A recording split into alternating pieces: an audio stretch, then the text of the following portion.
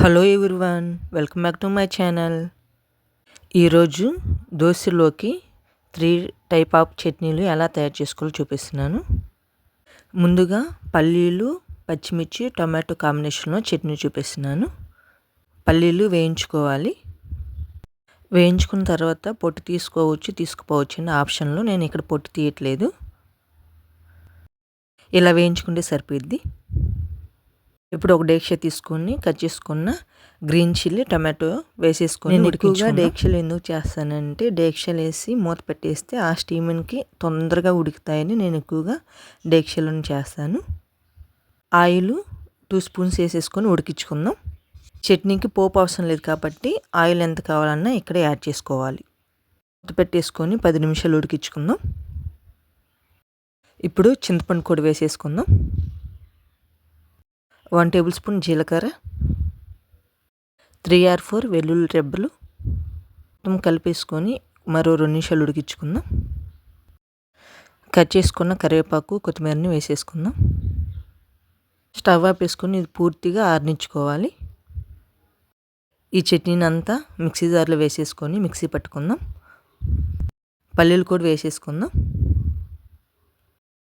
టేస్ట్కి సరిపడా సాల్ట్ వేసేసుకుందాం.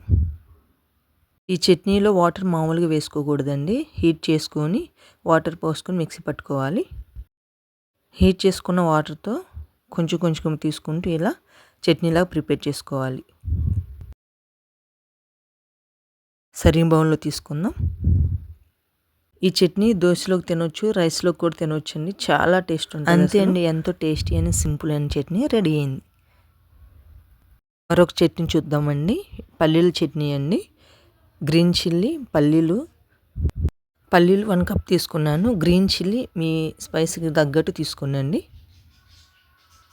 ప్యాన్ తీసుకొని ఆయిల్ 1 స్పూన్ వేసేసుకొని ఈ పల్లీలు వేయించుకుందాం. వేయించుకొని పక్కన పెట్టేసుకోవాలి. ఇప్పుడు గ్రీన్ చిల్లీస్ కూడా వేయించుకుందాం. వేయించుకొని పక్కన పెట్టేసుకొని ఇదే ప్యాన్లో ఈ చట్నీ పోపు తయారు చేసుకుందాం. 1 టేబుల్ స్పూన్ ఆయిల్, పోపు దినుసులు, రెడ్ చిల్లీ, కరివేపాకు వీటన్నిటి వేయించుకొని స్టవ్ ఆపేసుకుందాం. పుట్నాలు ఆప్షనల్ అండి, కావాలంటే వేసుకోవచ్చు. నేను ఇక్కడ యాడ్ చేసుకుంటున్నాను. కొంచెము చింతపండు, అల్లము, టేస్ట్కి సరిపడా సాల్ట్, కొత్తిమీర ఎక్కువగానే తీసుకుంటున్నానండి ఎందుకంటే గ్రీన్ కలర్ రావాలని గ్రీన్ చట్నీ అని తీసుకుంటున్నాను. 1 టేబుల్ స్పూన్ జీలకర్ర. వీటన్నిటిని మిక్సీ పట్టుకుందాం. కొంచెం కొంచెంగా వాటర్ పోసుకుంటే ఇలా చట్నీలాగా ప్రిపేర్ చేసుకోవాలి. ఈ చట్నీని పోపులో వేసేసుకుందాం. సాల్ట్ చెక్ చేసుకోండి, సరిపోతే యాడ్ చేసుకోవచ్చు. అంతే అండి, మన పల్లీలు గ్రీన్ చట్నీ రెడీ అయింది. ఈ చట్నీ దోశలోకి, పెసరట్టుకి చాలా టేస్ట్ ఉంటుందండి. ఒకసారి ట్రై చేయండి. మరొక చట్నీ ఎండుమిర్చితో చేస్తున్నానండి. ఎండుమిర్చి పల్లీలు కాంబినేషన్లో 1 కప్ పల్లీలు, మీకు స్పైసీని తగ్గట్టు రెడ్ చిల్లీస్ తీసుకోవాలి. రెడ్ చిల్లీలో టమాటోస్ ఎక్కువ తీసుకోవాలని నేను 4 తీసుకుంటున్నాను ఇక్కడ. ఈ పల్లీలని వేయించుకుందాం.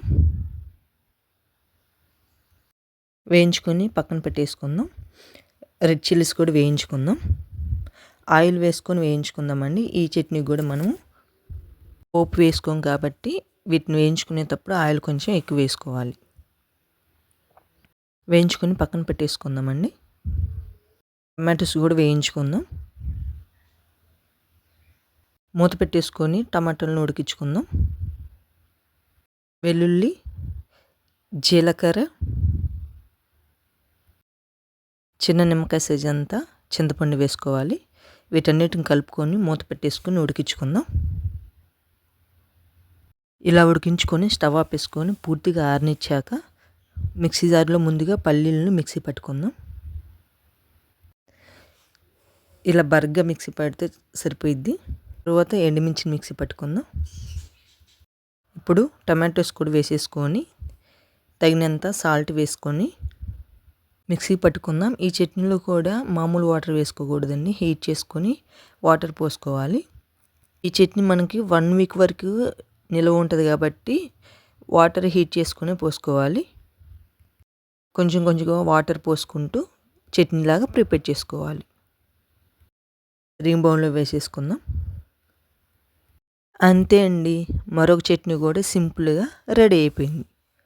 ఈ చట్నీ కూడా దోసలోకి, రోటీలోకి, రైస్‌లోకి సర్వ్ చేసుకోవచ్చు. అంతే అండి. 3 రకాల దోసల చట్నీ రెడీ అయింది. ఇలా మీరు ఎప్పుడైనా ట్రై చేస్తే కామెంట్స్ పెట్టండి. ఇంకా నా ఛానల్ సబ్స్క్రైబ్ చేసుకోకపోతే ప్లీజ్ సబ్స్క్రైబ్ చేసి నాకు సపోర్ట్ చేయండి. మరిన్ని వీడియో నోటిఫికేషన్ కోసం పక్కన ఉన్న గంట సింబల్‌ను ప్రెస్ చేయండి. Thank you for watching.